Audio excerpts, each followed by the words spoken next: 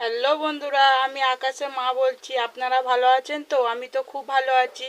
তা তোমাদের দাদাভাই বাজারে গিয়েছিল, বাজার থেকে আজকে এই পাবদা মাছ নিয়ে এসছে। তা পাবদা মাছে আজকে আমি ঝাল করব।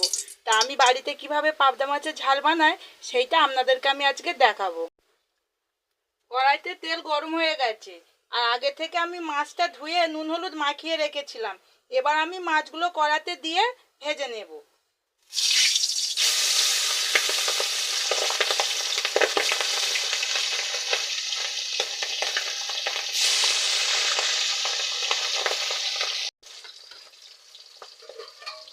আমি পাবদা মাছটা বেশি ভাজবো না, হালকা করে ভেজে তুলে নেব।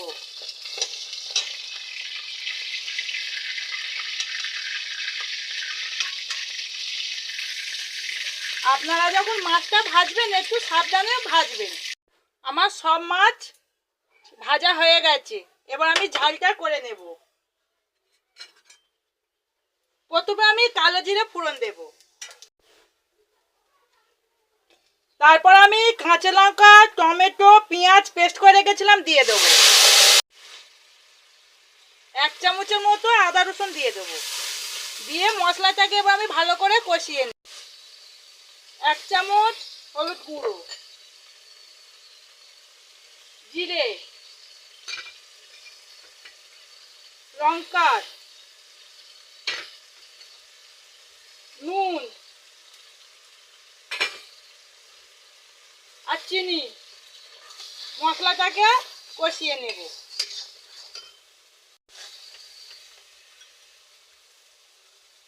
চাল মগজ বাটা দিয়ে দেবো।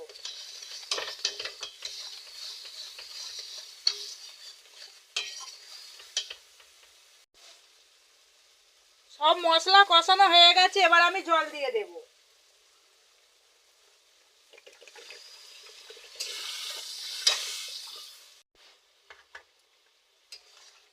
এবারে ঝালের মধ্যে মাছগুলো আমি দিয়ে দেব।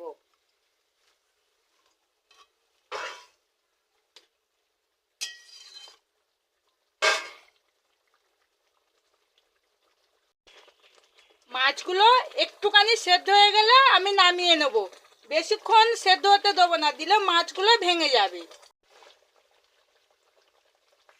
এবার সর্ষে বাটাটা দিয়ে দেব অল্প করে।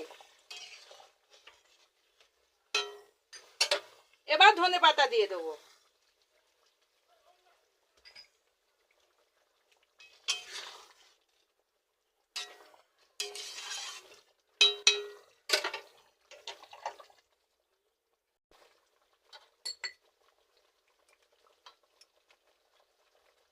অল্প গরম মশলা দিয়ে দেবো।